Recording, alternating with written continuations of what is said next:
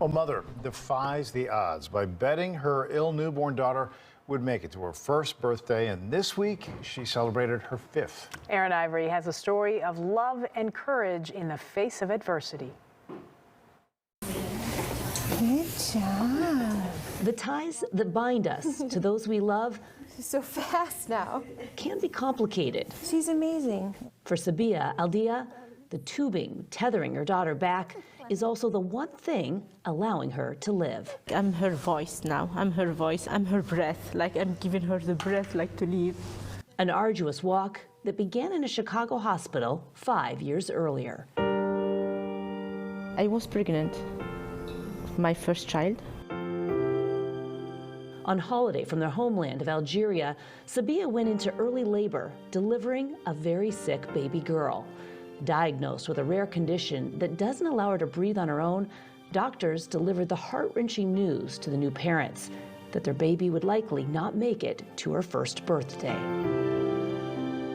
Like in my mind, I cannot turn off the machine and let her go. Like I see on her, like she want to leave. She's strong like that, and like Mama, please, like help me or something like that.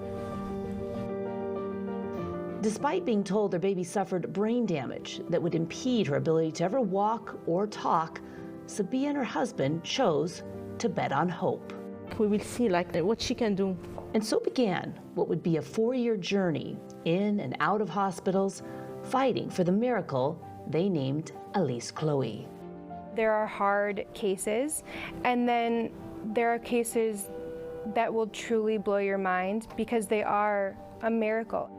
La Rabida RN Olivia Hayes was there witnessing each new milestone, the first birthday, then a second. She is a miracle. She's a miracle since the day she was born and every day since then. As her parents learned a new language and carried the weight of a machine required to keep their daughter alive, Elise Chloe found her own rhythm, joyfully showcasing a dance of perseverance. To see our daughter now, like she's happy, she's walking around, she's enjoying her life. By her 4th birthday, Elise Chloe traded the halls of a hospital for those of a school. Yeah, they're in there. Yes, let's go.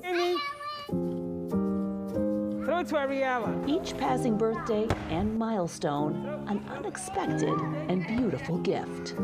I'm the happiest mom in the world. When I see her like she's progressing, I feel blessed. Yeah, I feel blessed to see my daughter here. Is Alice here today? Yeah. Yeah. She comes in happy every single day, and she is happy the entire time she's here. Put it. She taught us just to never give up and to keep fighting, because this girl that came in this school year is completely different than the girl we had last year. What color is her shirt? She knows everything, alphabet, numbers, shapes, colors, everything. A bright, spirited girl only held back by the heavy machine that gives her breath. She don't want to be left out, even though she has to carry the oxygen and all that with her. She wants to be with the other kids. She wants to be treated like the other kids. She is full of energy, full of life. I feel like I'm in the gym because she wants to move real fast, and you have to kind of follow her everywhere she goes.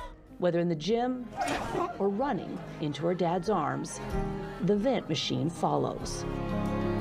There is a pacemaker that could be placed in Elise's diaphragm, freeing her from the 3-foot cord.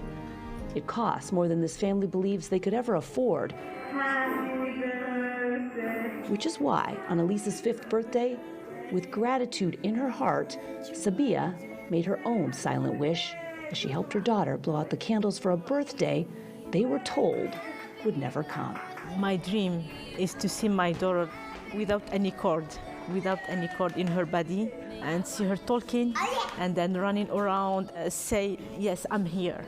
I'm happy, I'm healthy, I'm strong. Wow, is it Norway? It's our dream. Erin Ivory, WGN News. And if you'd like to help that family, you can head to our website. We have a link to their fundraiser on our attached to our web story. Remember, that website is WGNTV.com. So brave, so inspiring.